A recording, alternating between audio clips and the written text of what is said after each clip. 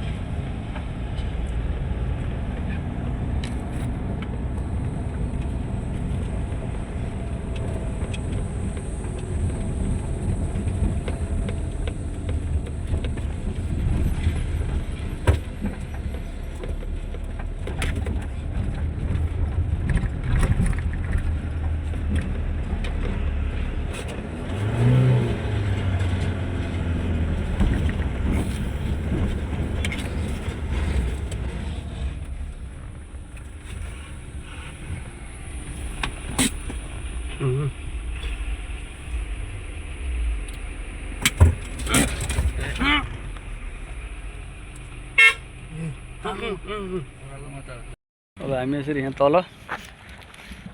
Devdutt park रुरुतिर ट्याक्क हामी यसरी तलतिर झल यसरी चट्ट यहाँ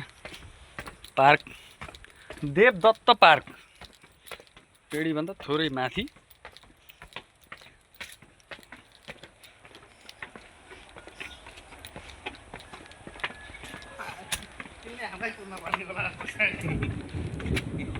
तिनमुखे पुल ट्याक्क बाबुजी यहाँ ट्याक्क ध्यान गरेर ट्याक्क यसरी यहाँ ट्याक्क उनीहरूलाई रहेछ के पुल यहाँ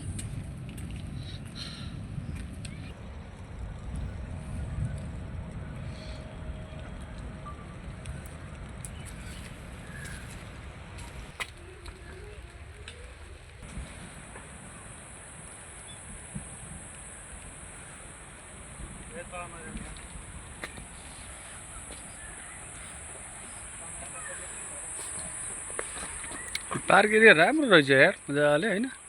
व्यवस्थित बनाएर छ कि जङ्गलमा यसरी हरिण पनि भेटिन्छ बन्दरी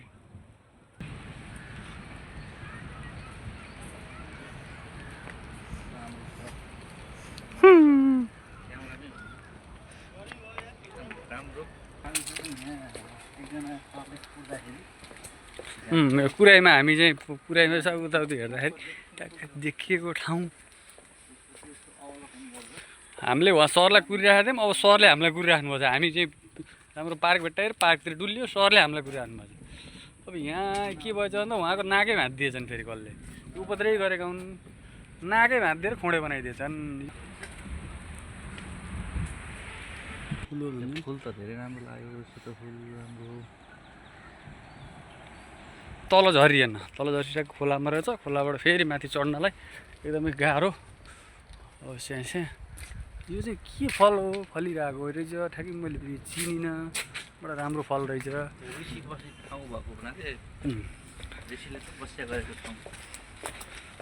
बच्चालाई दुध खुवाइरहेको बेला यी बडा राम्रो बनाएर चाहिँ गाई आइछ के बल्ल बुझ्यो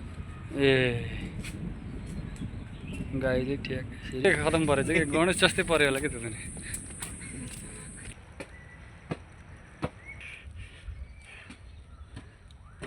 हामी अब बाटोमा आइयो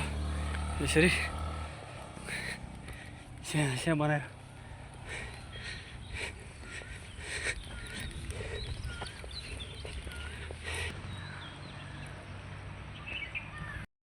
पानी परेको मजाले रेडी भन्दा 2-3 किलोमिटर माथि हाइटमा एकदम मजाले चाहिँ यसरी हामी चाहिँ यसरी आजको यात्रा तम्कासबाट तलतिर झर्दै हामीले यो के भन्छ अरे यसलाई काफल ट्याप्प हाम्रो अर्को साथी त्यहाँ टक्क नेक्स्ट टायरको साथमा अवस्था यी मजाले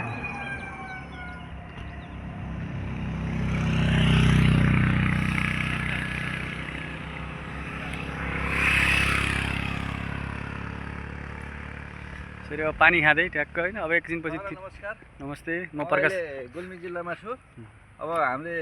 हेर्दैछौँ तीनमुखे झलुङ्गे पुल पनि त्यहाँ छ अहिले कालिङ गण्डकी नदी उता मुस्ताङ हुँदै बग्दै बग्दै अहिले यहाँ तीनमुखे सङ्गम भएको ठाउँमा यहाँ हामी छौँ यतापट्टि पर्यो दक्षिणपट्टि पर्यो पाल्पा जिल्ला यता पूर्वपट्टि पर्यो स्याङ्जा जिल्ला अहिले हामी चाहिँ गुल्मी जिल्लामा छौँ अब पानी खान्छौँ हामीले यसरी मजाले अनि केराको बोट पनि छ बुडम मकै चबाए जस्तो चबाउनु पर्छ के अरे त्यो काफल आज बिरबास जान भनेर हामी निस्केका थियौँ के काफल अरे त्यो बिरबास यो काफल हो काफल जाँदाखेरि एकदम गर्मी मौसम थियो फर्किँदाखेरि चाहिँ चिसो छ एकदम मौसम पानीका थोपाहरू बिस्तारै बिस्तारै झर्दैछन् हामी भिज्छौँ भनेर दाजुले कन्ट्रोल गर्नु भएको छ मजाले यसरी हामी चाहिँ अब फेरि अलिकति हामी एकछिन अब तल गएर चिया च्याट्ट खाने त्यसपछि गुल्मी जिल्लाको एकदम राम्रो ठाउँ रुरु क्षेत्र यहाँ एकदम लोभलाग्दो दृश्य रहेको छ यता तीनमुखे पुल पनि रहेको छ यता हरिण हो कि के हो यो मैले चाहिँ पत्ता लगाएन यता माता पनि हुन्छ राम्रो सर माधव सर पनि हुन्छ क्यामेरा पनि हुन्छ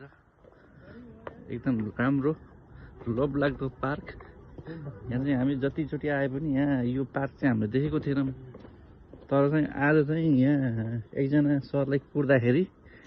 झ्याक्कै यसो कुराइमा चाहिँ झ्याप्प देखिन पुग्यो त्यसपछि यसो अवलोकन गरेर जाम भनेर यहाँ घुम्दैछौँ यता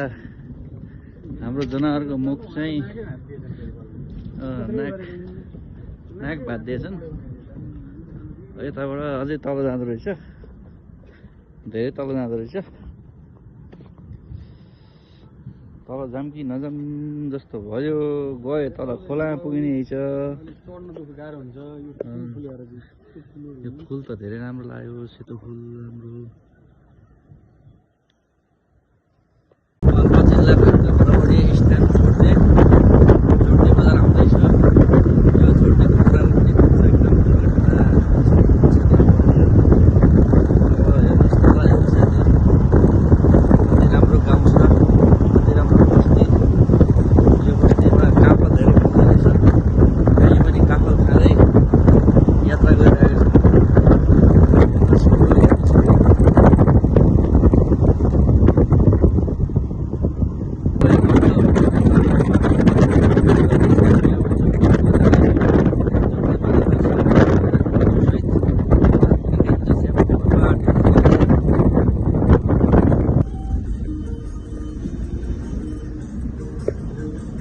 खाना खानको लागि अब जोरतेमा आएको छौँ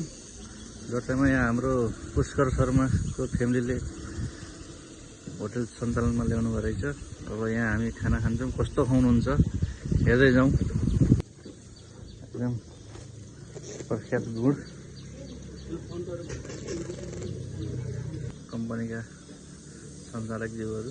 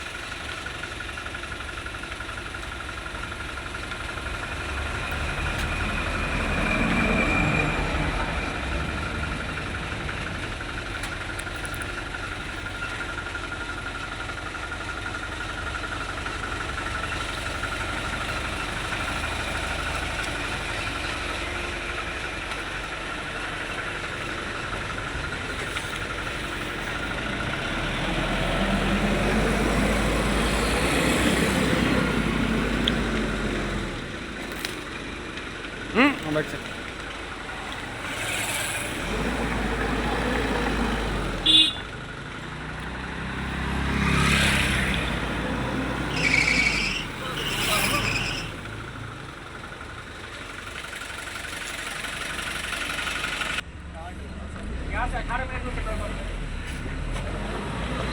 अब हिँडेपछि सर हुन्छ नि त अनि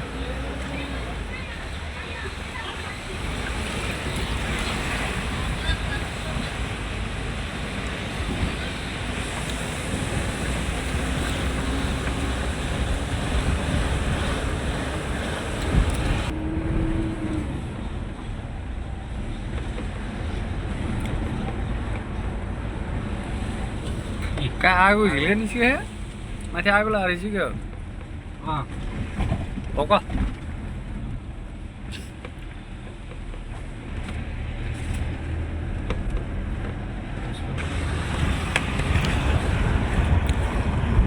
खत्रै आगो लागेको रहेछ त्यो माथि डढेलो पुरै